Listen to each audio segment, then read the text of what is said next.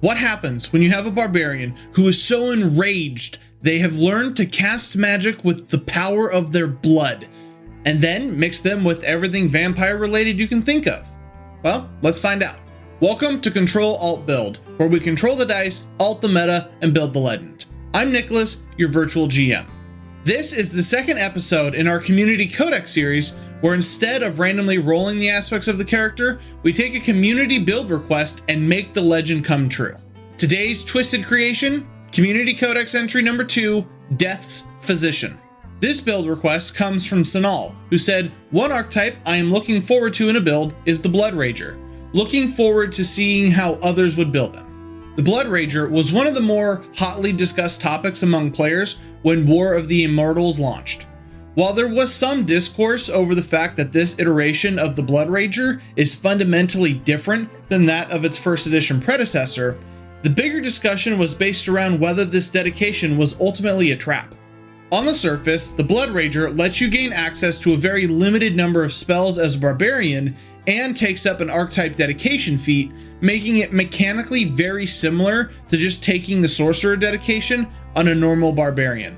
However, the Bloodrager comes with a pretty big negative catch. When you cast any spell or cantrip, you gain the drained condition, which can only be removed by a very specific new action called Harvest Blood.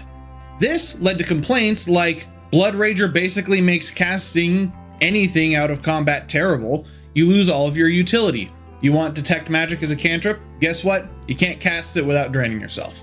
The general consensus ended up being that you pay a pretty steep price for some spellcasting that is either on par or worse than simply taking the sorcerer dedication as a barbarian. But is that the right conclusion?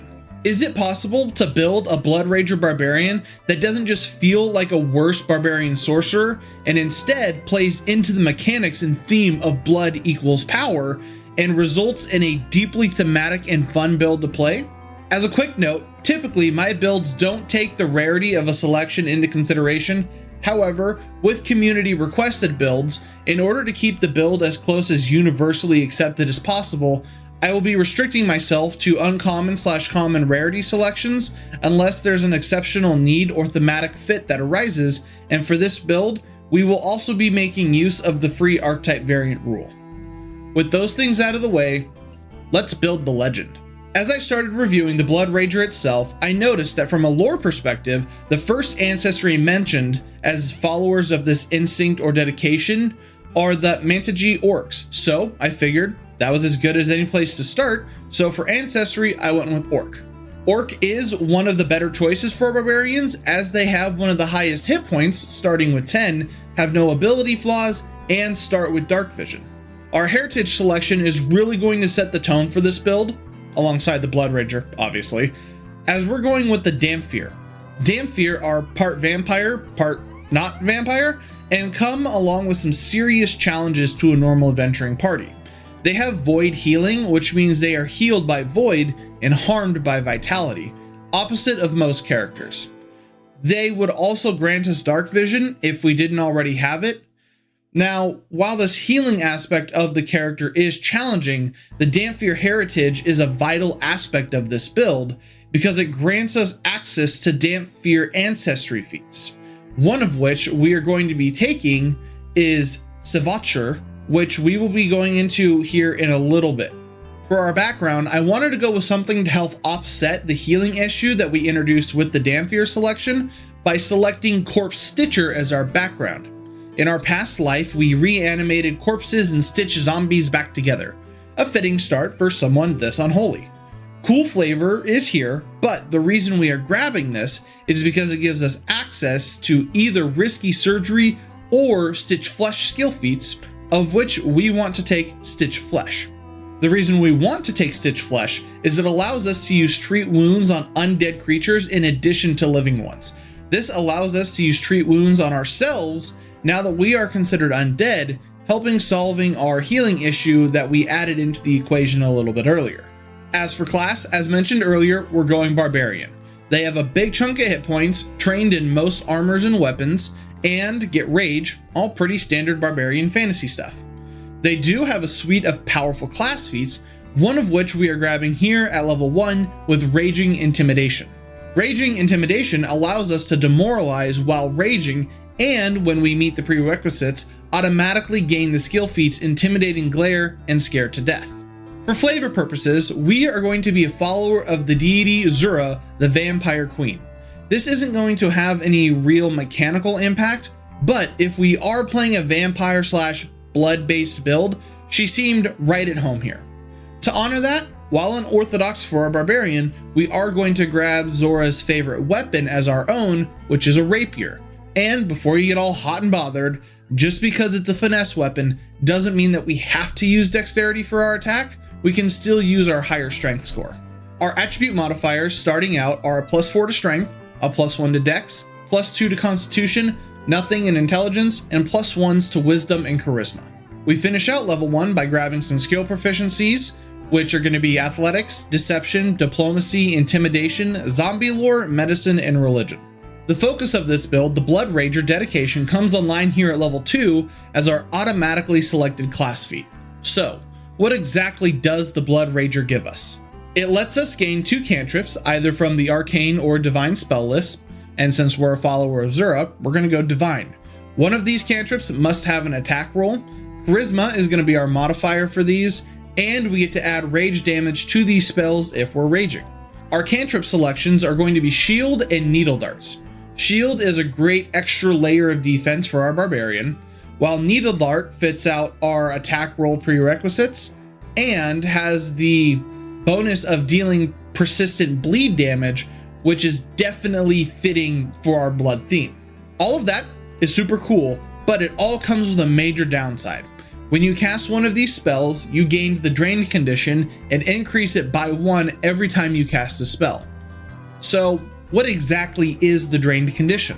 You take a status penalty equal to your drained level on constitution-based rolls and DCs, and you lose hit points equal to your level times the drained value, and your maximum hit points are reduced by the same number. That's all pretty devastating, especially for a frontliner like a barbarian. Each time you get a good night's sleep, you reduce your drained value by 1. Or that's what would normally happen, but the Bloodrager's drain condition cannot be lowered by normal means. It can only be lowered by using the Harvest Blood action. In order to use Harvest Blood, your last action needs to be a successful piercing or slashing melee strike against a creature that is not immune to bleed. You then spend 1 action to consume your blood that lingers on the weapon, reducing the value of your drained condition by 1, gaining you temporary hit points equal to your constitution modifier, and gaining +1 circumstance bonus to that creature's spell for 1 minute or until you use Blood Harvest on another creature, whichever comes first.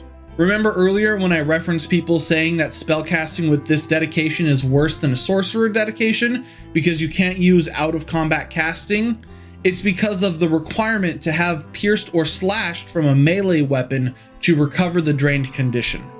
If you're not in combat, that becomes pretty much impossible unless your party members are okay with being used as a pincushion. We, however, have found a way around this somewhat with our earlier ancestry selection feat of Savature. Savature allows you, when you have the drained condition, to calculate the penalty to fortitude saves and hit point reduction as though the condition were 1 stage lower. Now, it's key to understand that this is not reducing your drained condition at all. Remember, the drained condition from Bloodrager only has 1 reduction method, Harvest Blood. Savature doesn't reduce your drained condition, it just softens its effects. Think of it as a denial with benefits. This serves a bunch of purposes, but mainly allows us to use out of battle casting once without feeling the majority of the effects of the drained condition, re-adding some versatility to our build. It allows us to have some extra options when it comes to just dealing with the drained condition in general. For our skill feat, we're going to grab Risky Surgery here. The reason? Well, it would have been the other option we could have selected with our background, so it definitely fits the build, and having the opportunity to crit succeed when we would normally succeed when treating wounds, as long as we deal 1d8 slashing damage first. But before you ask, no, unfortunately, rules as written, Risky Surgery does not count as a melee strike, so we can't use it to work with our Harvest Blood. Though you could always ask your GM and they may allow it, so go for it. So to recap, we gain 2 divine cantrips, but casting them gives us drained. The only way to fix that, harvest blood, which requires a successful melee hit using piercing or slashing, and fortunately, we picked Savacher to soften that blow. You still with me? Now, let's talk vampire. I did mention at the start of the video that we would be using the free archetype variant rule here. Now, more specifically, we're going to be using the sub-variant that allows you to ignore the need to select dedication feats before getting another dedication. This is because we are going full flavor mode with this build and grabbing the vampire dedication archetype with our free archetype. The vampire dedication is one of the flavor exceptions I mentioned earlier, as it is technically a rare traded archetype, but I mean, come on, a Bloodrager Dhampir Barbarian who worships the vampire goddess just screamed out that it needed the vampire dedication as well. But as with the Dhampir, the vampire dedication adds in some extra complications to play at the table. So what does the vampire dedication give us? Well, first it grants us the undead and vampire traits, basic undead benefits, and a fangs attack that deals 1d6 piercing damage with the grapple and unarmed traits. We also get drink blood, which lets us drink the blood of a creature that is grabbed, paralyzed, restrained, unconscious, or someone who's just willing, and we get to do an athletics check against their fortitude DC. If they are grabbed, it's an automatic succeed of any of the other conditions. That creature then becomes drained 1, and we gain temporary hit points equal to the target's level for up to 10 minutes. Those are the upsides. Now for the downsides. The vampire dedication gives us both revulsion and sunlight vulnerabilities. Revulsion does not allow us to voluntarily come within 10 feet of brandish garlic or a religious symbol of a non-evil deity. But the real problem here is sunlight vulnerability. If exposed to direct sunlight, you become slowed 1, and each turn you remain in the sunlight adds another stage of slowed. Should you lose all of your actions this way, you are destroyed. So yeah, spend 3 rounds of combat, or 18 seconds in sunlight, and we're dead. That's a significant issue to deal with at the table. While we will gain some methods of combating this issue, your party is going to have to adjust to only traveling during the night to accommodate your issues until then. At 3rd level, we are going to increase our medicine skill to expert, since we are going off the assumption that we are the only person who can really provide us any healing. This allows us to grab the general feat continual recovery, letting us reduce our immunity to our treat wounds down to 10 minutes rather than 1 hour. It's a much needed time saver. 4th level brings us our first feats to our dedication. For our class feat, we are going with Blood Calls Blood. This is a reaction-based feat that triggers when we fail to pass a flat check to cast a spell or our spell has been disrupted. Instead of failing, we get to instead finish casting the spell and then become drained 1 or increase the value of our drained condition by 1. This feat is a must take. If we're only gonna sling 1 or 2 spells per fight, we really can't afford to lose them to a bad flat check. Our vampire dedication is going to give us the manipulative charm feat, granting us a +1 circumstance bonus to deception checks to lie and diplomacy checks to gather information or make impressions. We also gain the ability to cast charm once per day. It heightens automatically every 2 levels up to a 9th rank version at 19th level. Charm is, at its core, one of the most vampire lore things there is.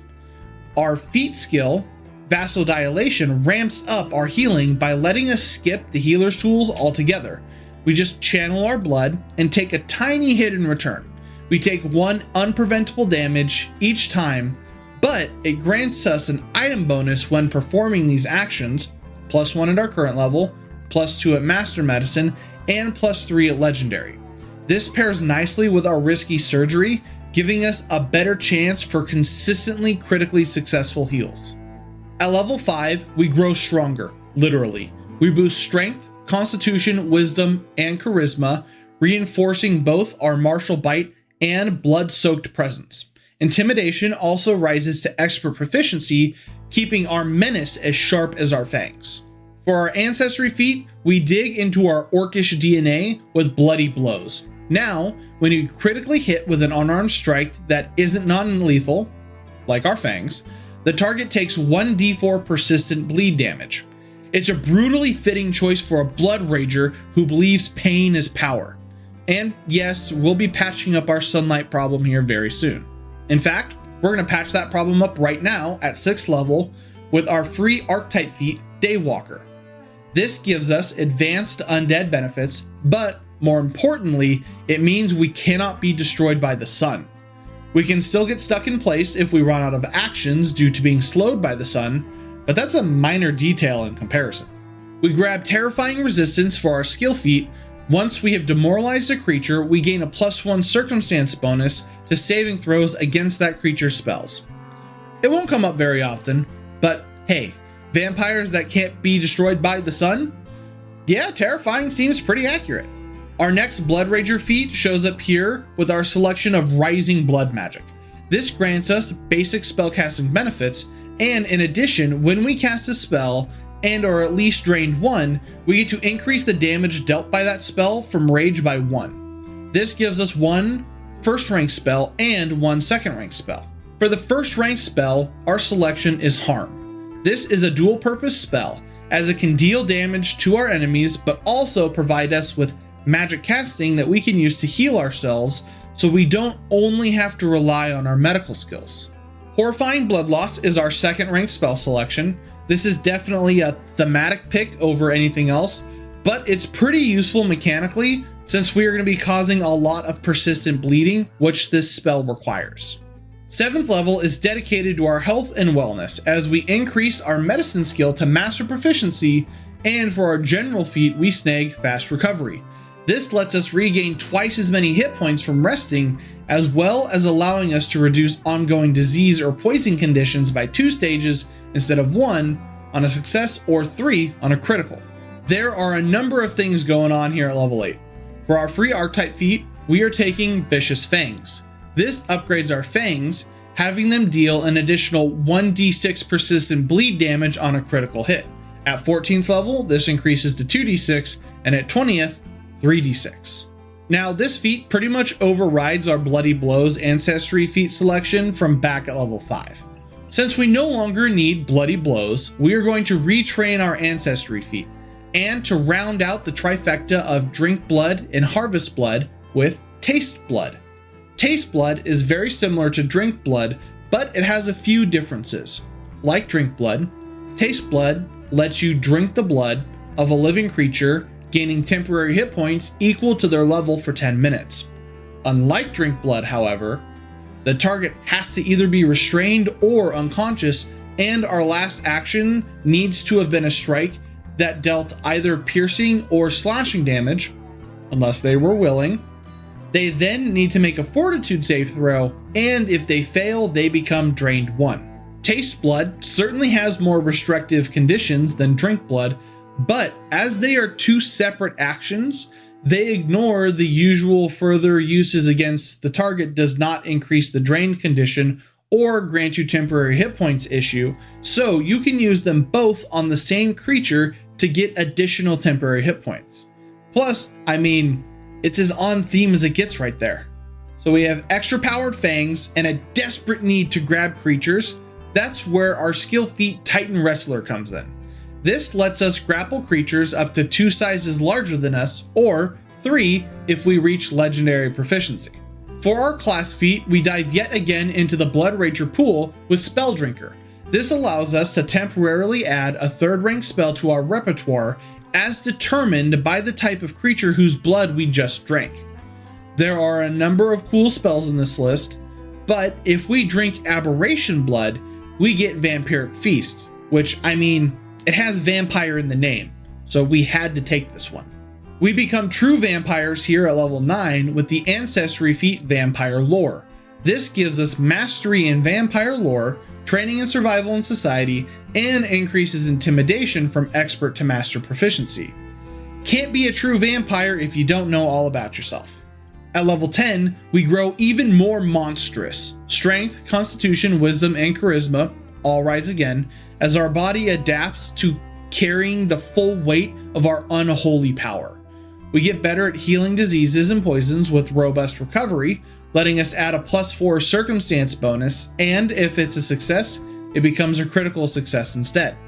For class feat, we grab another Bloodrager option with Bespell Strikes, which lets us, once per turn, as long as our most recent action was to cast a non-cantrip spell, we get to add an additional 1d6 force damage to any weapon or unarmed attacks we make until the end of our turn. And lastly, we grab the Vampire Dedication free archetype feat, Turn to Mist, which lets us turn into Vapor once per day.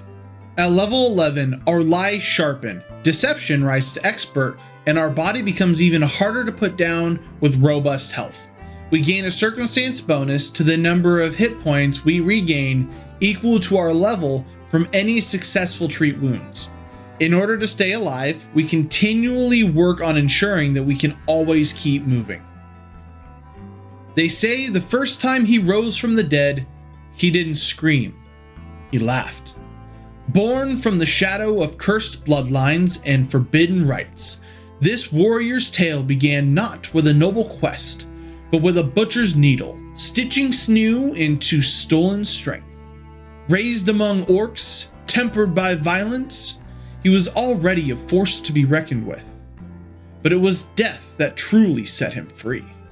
He returned changed, not merely alive, but animated, by fury, by hunger, by blood.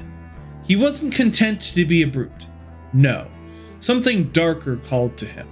A whisper beneath the skin, a pulsing behind the eyes. Magic, his own. Drawn not from books or packs, but from the red rivers running through him. The Bloodrager was born. But power has a price. Every spell left him weaker.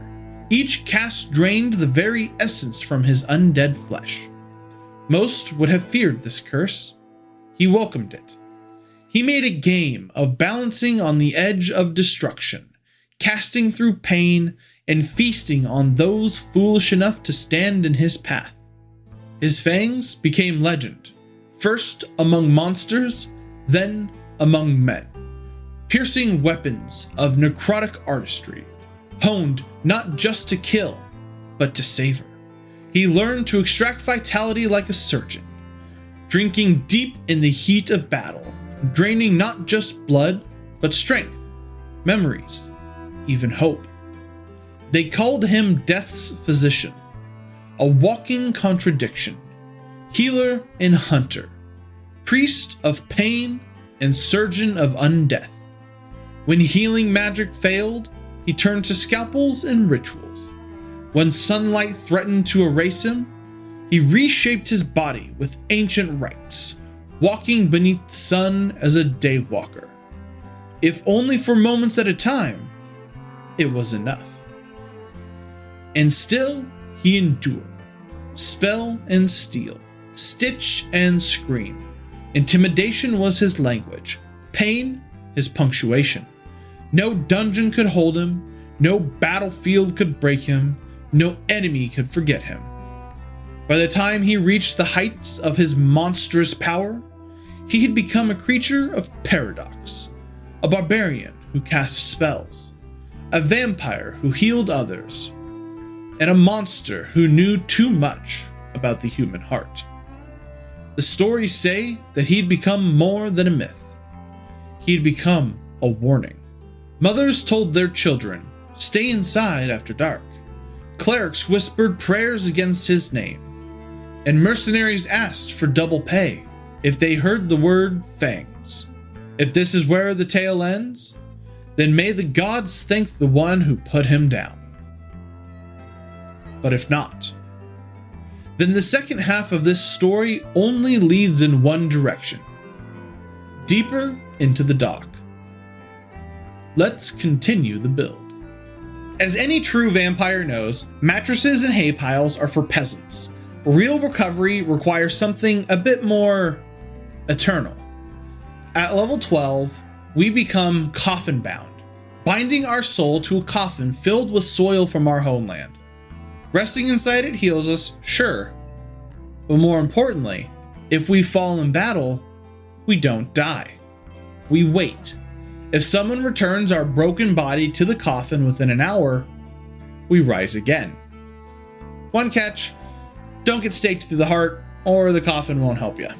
Our Bloodrager Fury sharpens with Hemocritical, letting us chain spellcasting into combat with brutal fashion. Crit with a melee strike, and your next spell either gains advantage or your enemy suffers disadvantage. Blood fuels magic. Magic fuels murder. We round out level 12 with our skill feat group Coercion, letting us coerce up to 5 creatures at once when trained, 10 as an expert, 25 as a master, or a whopping 50 creatures when legendary. Now things get a little strange here at level 13 as we grab the ancestry feat Daywalker. Yes, this is our second feat named Daywalker. Paizo got cheeky with the naming here. This version is an ancestry feat, not the archetype feat from level 6, and it flips our healing while in sunlight, meaning that while we are in sunlight, we are healed by vitality and harmed by void, just like any normal adventurer. Now, we are easier to keep alive if we ever find ourselves stuck in the sunlight, as our party members can heal us. At level 14, we pick up the class feat Embrace the Pain. When a creature within our reach damages us with a melee attack, we can use our reaction to attempt to grapple the triggering creature. Embrace the Pain turns our Machicism into a setup. Take a hit, grab the fool who tried it. A grapple that could lead to a fang strike, drink blood, taste blood, or even set up harvest death. Every punch you land on us just feeds our rituals. Once again, we expand our medical skills here as we grab the skill feat Ward Medic. This allows us to treat multiple patients at once, 2 at expert, 4 at master, and when we reach legendary, spoiler, we can treat up to 8 targets. Lastly, we grab what might be the single most all-powerful feat when it comes to the vampire dedication, Mist Escape. When we are reduced to 0 hit points, our body turns to mist and all of our actions are used to move directly towards our coffin. As long as we reach our coffin within an hour, we return to our corporeal form. We are essentially immortal as long as our coffin is within range. Nothing screams Vampire Lord more than immortality based around their coffin. Level 15, the Vampire Lord grows bolder, stronger, bloodier. Strength, constitution, wisdom, and charisma all rise. His body and mind hardened by countless nights of battle, ritual, and feast. But more than that, his hands are now legendary. With Legendary Medic, our mastery of flesh, living or undead, is absolute. Once per day, we can reach inside the body of the cursed and the dying and pull the affliction from them. Blindness, doomed, drained, we don't just heal, we reclaim life from death itself. The effectiveness of our coercion increases here at level 16 with the skill feat Lasting Coercion, which increases the maximum amount of time someone will comply with our coerce to a full week. We gain another tool in our toolbox, allowing us to grab creatures and cause persistent bleed with the class feat Impaling Thrust. If we attack with a weapon that deals piercing damage, like our rapier, we can impale the target and leave the weapon in their body. They are grabbed until they successfully escape, we attack with the weapon again, or we release the weapon. When they are no longer grabbed, they take persistent bleed equal to the weapon's number of weapon damage dice. This feat fits in perfectly with our playstyle around grabbing, feeding, apply bleeding. We gain Dominating Gaze and, with it, access to the most feared power of any vampire sovereign, Dominate. Once per day, we shatter the mind of another creature and rewrite its loyalty with a glare. We don't even need to threaten. We don't need to speak. We simply will it and they obey.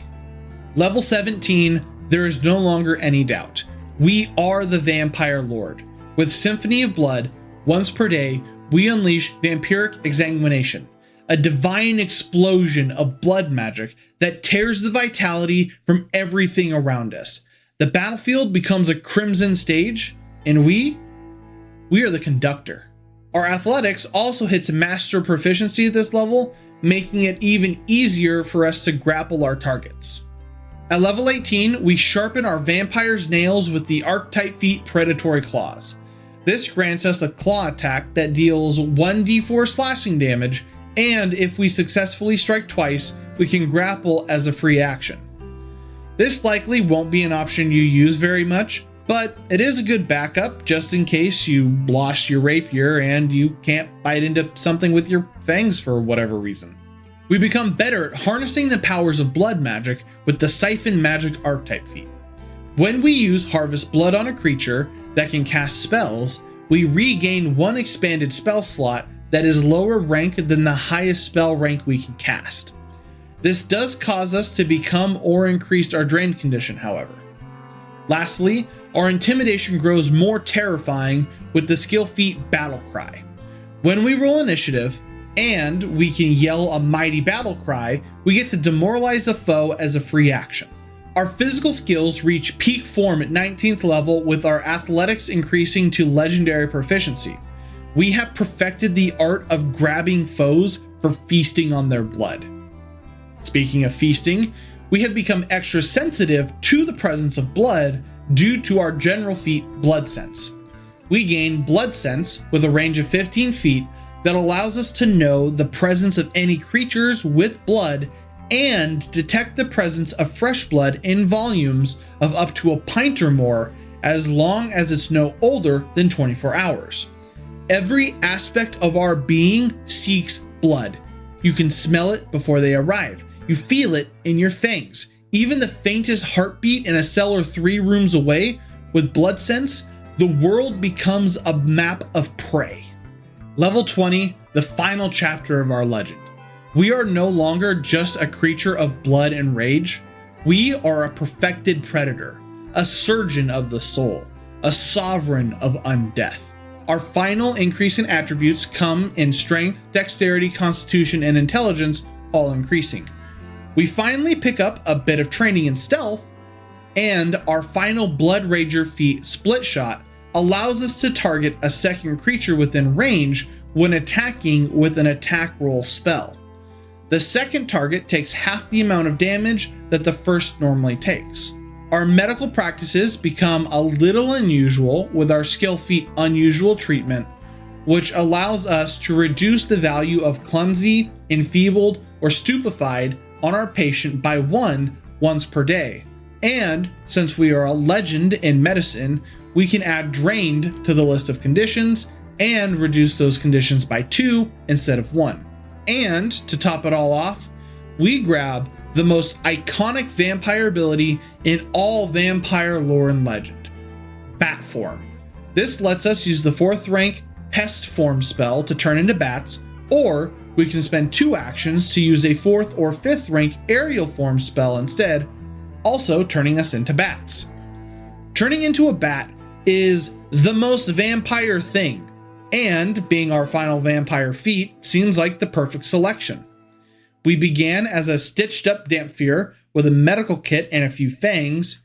Now we stride the battlefield as a legend, trailing blood in our wake, a warlord of undeath feared by gods and kings alike. He awoke in darkness, not in the cold emptiness of his grave, but the still, waiting silence of his own coffin. Soil from a homeland long forgotten cradled his body. There, beneath the earth, he was no longer a cursed half-breed, no longer a stitched-up surgeon scourging for scraps of power. He was something even more. Every drop of blood spilled in battle now hummed with magic. Each critical strike against his enemies surged with power, letting him warp reality in his favor. His spells, warping their will or searing through their weakened flesh. His words, once coarse and barked in rage, began to echo with supernatural influence. Entire groups bent under his gaze, as if enthralled by a court of shadows. And yet, even the sun, eternal enemy of his kind, could no longer claim him. Though it still slowed his movements, it could not destroy what he had become. His followers learned to work in the dusk and dawn, bringing forth shaded wagons and blackened tents, loyal to the master whose flesh refused to burn. The battlefield bent to his will. With a single laugh, he would crush a man's resolve before steel was even drawn. If wounded, he embraced the pain, grabbing his attacker with a predator's glee. His fangs and claws tore through armor, his rapier impaled hearts. His healing arts mended his allies, undead and living alike, with the same unholy grace. And should death dare try to claim him, he would melt into mist and drift back to the cradle of his power, his coffin, to rise once more.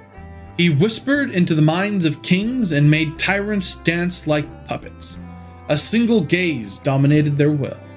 A shimmer of blood in the air sent armies to their knees.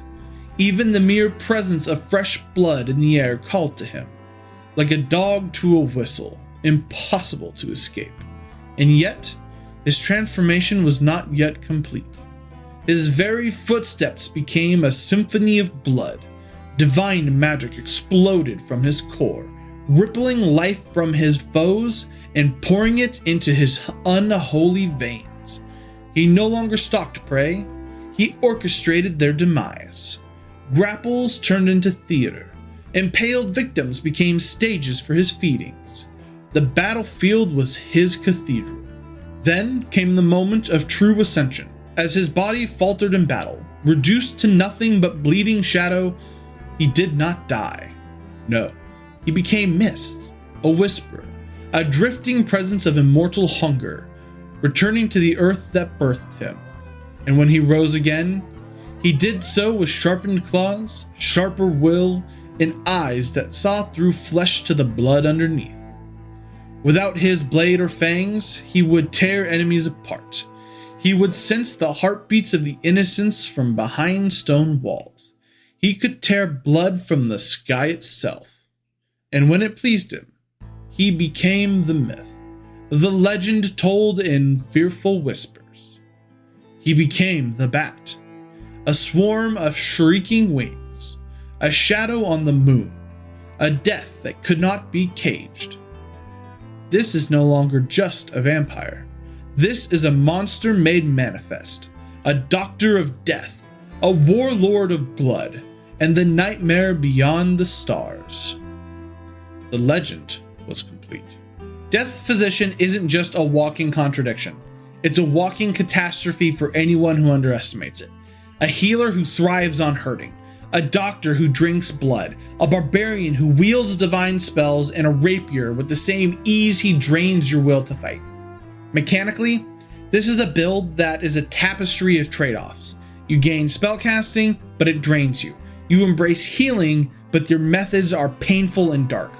You wield immense power, but you require setup, coordination, and a team that understands the beast they travel with.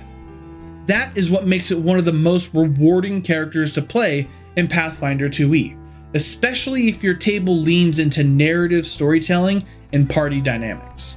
At the table, you'll be terrifying, dramatic, and maybe even a little funny. Imagine the barbarian barking out medical orders between bites of a jugular. You'll need to be creative, cautious, and deeply thematic to make this build shine. But when it works, it's a masterpiece of madness. This is the build for players who want every fight to feel like a scene from a gothic horror novel, and every long rest to feel like a ritual. If you like complex turns, striking visual moments, and turning raw blood into both a weapon and a solution, this is your legend to live. And that wraps up this entry in the Codex. At Ctrl+Alt+Build, we don't ignore the dice, we embrace them. We don't reject weird combos, we celebrate them. The builds here are made to surprise your GM, delight your table, and inspire new stories that only your group could tell. If this video gave you ideas, or even just made you laugh, drop a like, hit subscribe, and tell me how you'd run Death's Physician at your table. Let's talk in the comments. And if you want to see the previous Community Codex entry, where a witch and a magus battle it out to determine who's the better divine archer, click that video right over there. Until next time, control the dice, alt the meta, build the legend. I've been Nicholas, your virtual GM. Thanks for watching.